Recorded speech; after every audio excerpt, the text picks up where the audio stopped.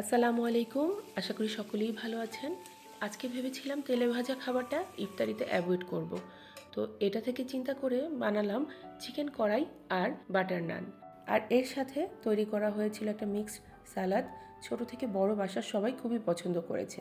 তো চলুন রেসিপিটা শেয়ার করি। সবার প্রথমে একটা পাত্রে পরিমাণ মতো আদা রসুন বাটা, লাল মরিচের গুঁড়ো, ধনিয়া গুঁড়ো, জিরা গুঁড়ো, গরম মশলার গুঁড়ো দিয়ে সাথে পরিমাণ মতো লবণ, সয়া সস আর সরিষার তেল দিয়ে একটা ম্যারিনেশন তৈরি করে নিলাম।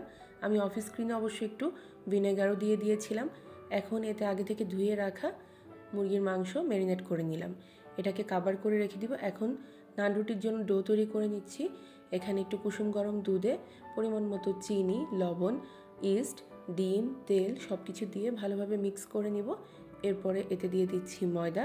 সব কিছু এবার খুব ভালোভাবে মিশিয়ে একটা সফট ডো তৈরি করে নিতে হবে আমাদেরকে। ডোটাকে ভালোভাবে একটু মথে নিব।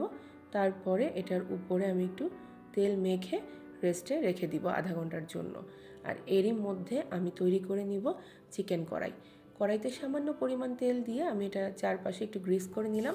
এবার এতে আগে থেকে ম্যারিনেট করে রাখা চিকেন দিয়ে দিব।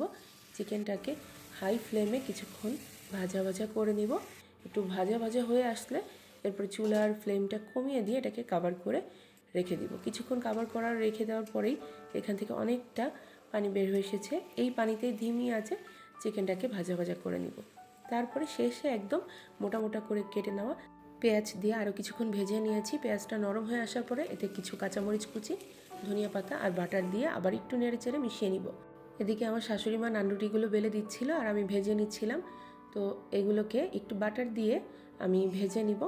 তো এইভাবে একে একে সবগুলো নানরুটি ভেজে আমি হটপটে করে রেখে দিব। আমরা যারা রেগুলার ভাজা পোড়া খাবার খেতে পারি না তাদের জন্য কিন্তু এটা একটা বেস্ট অপশন হতে পারে। তো আশা করি রেসিপিটা দেখলে আপনারা ট্রাই করলে নিরাশ হবেন না। সবাই ভালো থাকবেন। আল্লাহ হাফেজ।